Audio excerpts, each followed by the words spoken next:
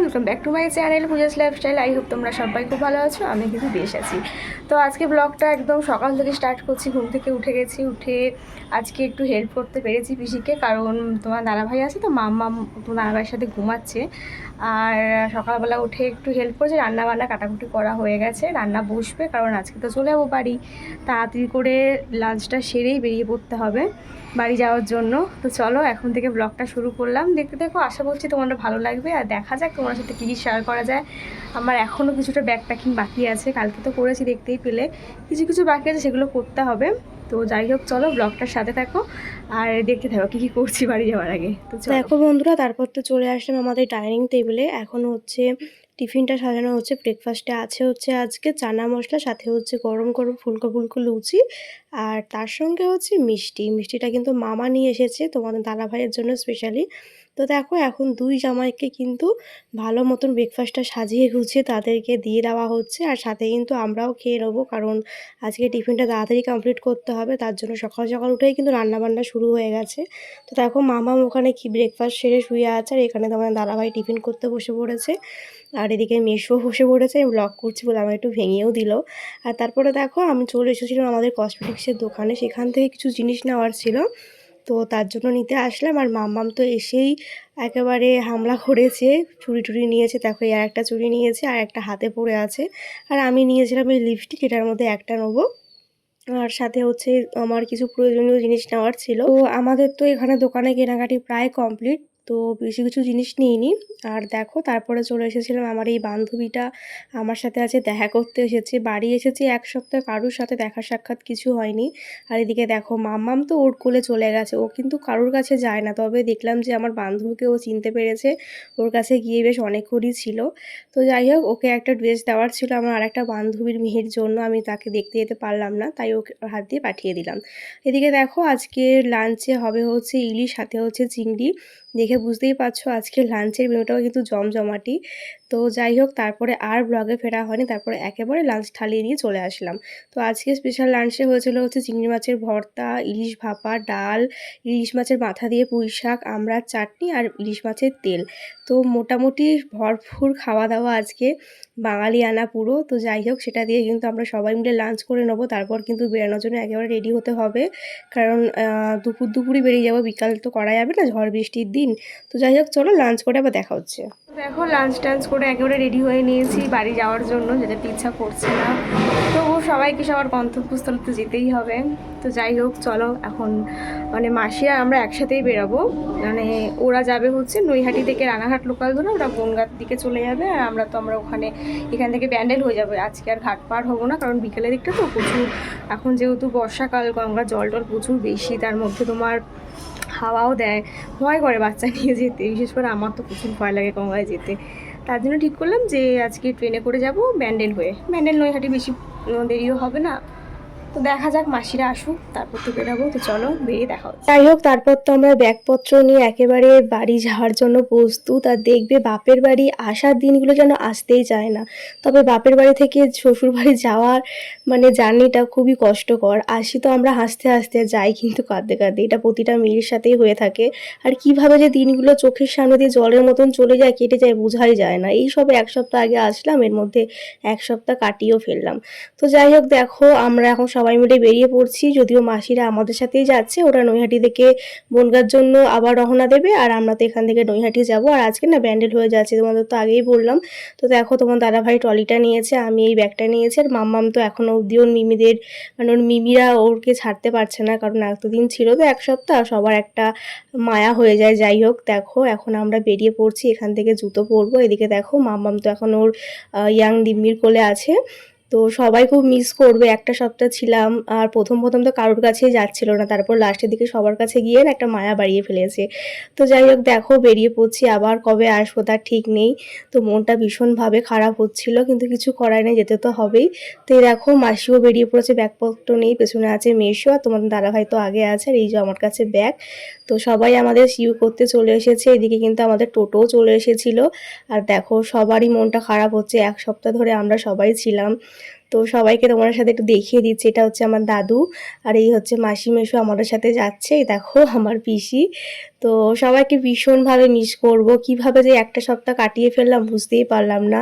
তো আবার আসবো, দেখা যাক আবার কবে আসে, আমি তো অনেকদিন পর পর বাড়ি আসি।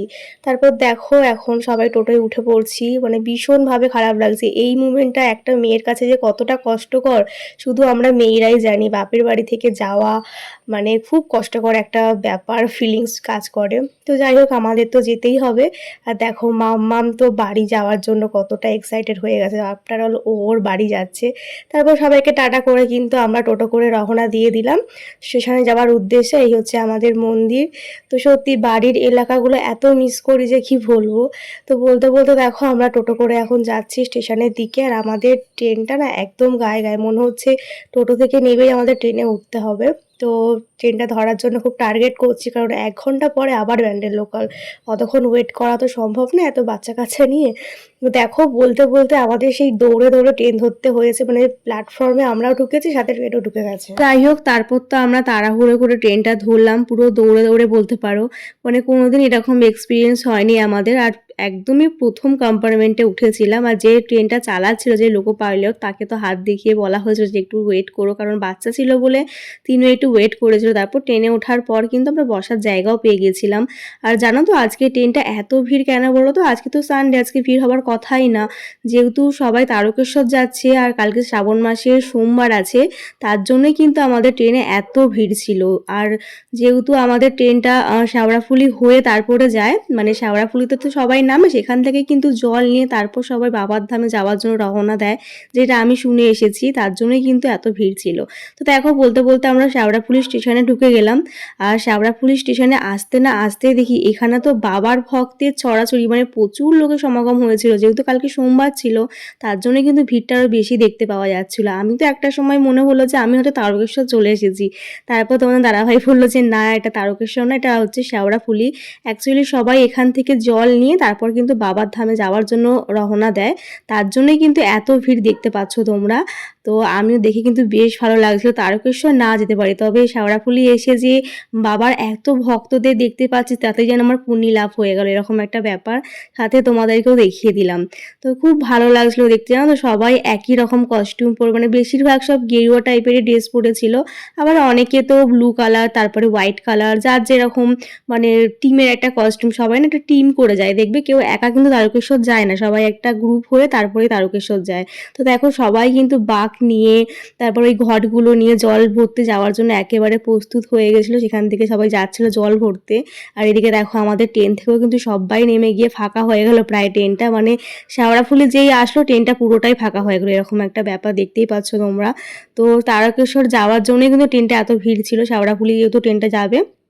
তো দেখো আলটিমেট আমরা এইগুলো দেখতে দেখতে অনেকটা টাইম কাটালাম, বেশ সুন্দর লাগছিল, সবাইকে এত সুন্দরভাবে বাবার জন্য মানে বাবার ধামে যাওয়ার জন্য সবাই কত ভালোভাবে প্রস্তুত হচ্ছে। তো দেখো কত ভিড়, মানে যে কটা লক গেট পেয়েছি আমরা, তো সে কটা লক গেটে কিন্তু পুরো ভরপুর ভিড় ছিল, তোমরা দেখতেই পাবে ভিডিওতে, আমি অনেকগুলো ভিডিও ক্লিপ নিয়েছিলাম।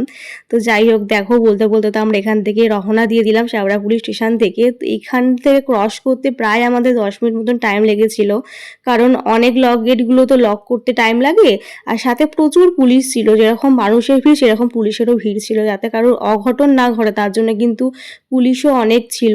তো যাই হোক বেশ সুন্দর লাগছিল, তারকেশ্বর না যেতে পারি তবে এই মুহূর্তগুলো দেখে কিন্তু বেশ একটা সুন্দর মানে মুহূর্ত আমরা দেখলাম, বেশ ভালো লাগছিল দেখতে পেলে। ওই একটা লক গেট গেল, তো সুন্দর লাগলো, বেশ পরিবেশটা সুন্দর ছিল আর ওয়েদারটা তো আরও সুন্দর ছিল। তো আমি তো পুরো ট্রেনটা এগুলো দেখতে দেখতে কাটিয়ে দিয়েছি।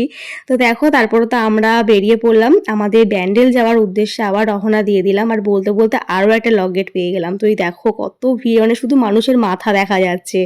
তো যাই হোক দেখো তারপর তো একটু যেতে না যেতেই দেখি আকাশের বেশ গম্ভীর অবস্থা হয়ে এসেছে, মানে বৃষ্টি আসবে আসবে ভাব, তবে আমরা শুধু বলছিলাম যে বাড়িটা পৌঁছে যায় তারপর যেন বৃষ্টিটা আসে, না হলে মাম্মামকে নিয়ে বৃষ্টি আসলে খুবই প্রবলেমে পড়ে যাব, তখন বৃষ্টিতে আমাদের ভিজলে কোনো প্রবলেম নেই, ও ভিজলে ওর ঠান্ডা লেগে যেতে পারে। তো দেখো তারপরে কিন্তু বলতে বলতে আমরা চলে আসলাম হচ্ছে ব্যান্ডেল স্টেশনে। তো ওটা দেখে আশা করছি বুঝতেই পারছো, যারা ব্যান্ডেলে আসা যাওয়া করো তারা তো বুঝতেই পারছো। তো যাই হোক দেখো আমরা ব্যান্ডেলে চলে আসলাম। আর তারপরে এখানে এসে তো আমাদের আরও একটা ট্রেন চেঞ্জ করতে হয়, নৈহাটি লোকাল। তো আমরা কিন্তু ট্রেন চেঞ্জ করে নৈহাটি লোকালে উঠে পড়লাম। আর মাসিরা আমাদের সাথে নৈহাটি অবধি যাবে, তারপর সেখান থেকে ওরাও ট্রেন চেঞ্জ করে রানাঘাটের জন্য রওনা দিয়ে দেবে। তো খুব খারাপ লাগছিল, বাড়িতে ছিলাম এক সপ্তাহ, সবাই প্রচুর আনন্দ করেছি। তো বাড়িতে যেতেই হবে, তো মাসিও চলে যাচ্ছে। যাওয়ার আগে মাসির সাথে প্রচুর প্রচুর গল্প করলাম। এদিকে দেখো মামাম তো বেশ খুশি হয়ে গেছে যেহেতু বাড়ি যাচ্ছে। তো তারপর আমাদের ব্যান্ডেল থেকেও ট্রেনটা ছেড়ে দিল নৈহাটি যাওয়ার জন্য। আর তারপর কিন্তু আমরা চলে আসলাম হচ্ছে এই গঙ্গাটা ক্রস করে যেতে হয়। এটা মনে হয় গরিফা ব্রিজ বলে, আমার ঠিক মনে পড়ছে না, তোমরা যদি কেউ জেনে থাকো অবশ্যই কমেন্টে জানিও। তো এই ব্রিজটা ক্রস করছে, দেখো এখান থেকে গঙ্গাটা ঠিক কতটাই না চওড়া লাগে দেখতে। তো বেশ সুন্দর লাগছিল না, তো বাইরের ওয়েদারটা ছিল একটু ভালো, মানে মেঘলা ওয়েদার, হাওয়া দিচ্ছিল, গঙ্গাটা ক্রস করতে বেশ সুন্দর লাগছিল, তাই তোমাদের সাথেও শেয়ার করে দিলাম। আর ভিডিওটা আমি ক্যাপচারে করে নিয়েছিলাম। তো বলতে বলতে অনেক গল্প করলাম, মানে যাওয়ার আগে প্রচুর প্রচুর গল্প করেছি আমরা। এদিকে দেখো মামাম এখনো ইয়াং দাদুনের কাছে যাওয়ার জন্য লাফালাফি করছে, কারণ আবার কবে দেখা হবে আমাদের, আবার কবে যাব, আবার কবে এক জায়গায় হব সেটা তো এখনো ঠিক নেই। তো আলটিমেট আমরা চলে আসলাম। আর ঠাকুরকে শুধু ডাকছি বৃষ্টিটা যেন না আসে, বৃষ্টি আসে তো মাম্মাম ভিজে যাবে। আমাদের কোনো প্রবলেম নেই, আর তোমাদের দাদা ভাইয়ের গাড়িটা গ্যারেজে আছে, তো গাড়ি করে আমরা যাব। তো দেখো বলতে বলতে চলে আসলাম নৈহাটি স্টেশনে, এখানে আমরা নেমে পড়বো। আর মাসিরা এখান থেকে ট্রেন ধরে যাবে হচ্ছে বনগাঁর উদ্দেশ্যে, ওরা এখান থেকে রানাঘাট লোকাল যাবে, আর রানাঘাট লোকাল করে রানাঘাট যাবে, সেখান থেকে আবার বনগাঁর ট্রেন ধরবে। তো দেখো মাসি এখানে, সবার মন খারাপ হয়ে গেছে, মাসিও আমাকে টাটা করছে যে আবার কবে দেখা হবে। আমাদের একটা প্ল্যানও হয়েছে, দেখা যাক সেই প্ল্যানটা সাকসেস হয় কিনা পরে পরে যাওয়ার জন্য। তো দেখো মাসিও নেমে যাওয়ার জন্য একবারে প্রস্তুত হয়ে গেছে। তারপর তো আমরা নৈহাটি স্টেশনে নেমেও পড়লাম। আর এদিকে মাসিরা ওদের ট্রেনের জন্য এখানে ওয়েট করবে, আর আমরা এখান থেকে রওনা দিয়ে দেবো আমাদের গন্তব্যস্থল বাড়ি যাওয়ার জন্য। প্রথমে যাব গ্যারেজে। আর এই ফাঁকে দেখো তোমাদের দাদাভাই তার ছোট্ট শালিকে নিয়ে চলে গেছিলো দোকানে, তাকে কিছু চকলেটস আর কিছু বিস্কিটও কিনে দিয়েছে, আর সে তো খুব মজা পেয়েছে তার জিজুর সাথে গিয়ে এসব কিনতে। তো দেখো এসব পাপাকে বলছিল। তারপর ওদেরকে টাটা করে দিয়ে আমরা চলে আসলাম গাড়ির গ্যারেজে, এখান থেকে তোমার দাদাভাই গাড়িটা নেবে, তারপর কিন্তু গাড়িতে করে আমরা চলে যাবো বাড়ি। তো যাই হোক চলো আমরা বাড়ি গিয়ে আবার তোমার সাথে দেখা হচ্ছে। আর মামাম দেখো আমার জামা ধরে টানছে, তো চলো বাড়ি গিয়ে দেখা হচ্ছে। দেখো ফাইনালি বাড়ি চলে আসলাম, ভালো লাগছে না, এক সপ্তাহ ছিলাম তো মনটা খুব খারাপ লাগছে, সবাইকে ছেড়ে আসলাম। তো কি করা যাবে, আবার একদিন থাকতে থাকতে ঠিক হয়ে গেছে। তো চলো প্রচুর গরম লাগছে, ফ্রেশ হবো। আর আজকে ব্লগটা আমি এখানে শেষ করছি, কারণ অনেকটা বড় হয়ে যাবে, তখন তোমাদের দেখতেও ভালো লাগবে না। তো যাই হোক চলো এখনের মতন টাটা করছি, দেখা হচ্ছে কালকের ব্লগে। কেমন লাগলো অবশ্যই ঝটপট কমেন্টে জানিয়ে ফেলো। তো ভালো লাগলে অবশ্যই এটা লাইক করে দিও, আর চ্যানেলটা যারা এখনও সাবস্ক্রাইব করি প্লিজ প্লিজ সাবস্ক্রাইব করে আমার পাশে থেকো। তো চলো টাটা, দেখা হচ্ছে কালকের ব্লগে, বাই।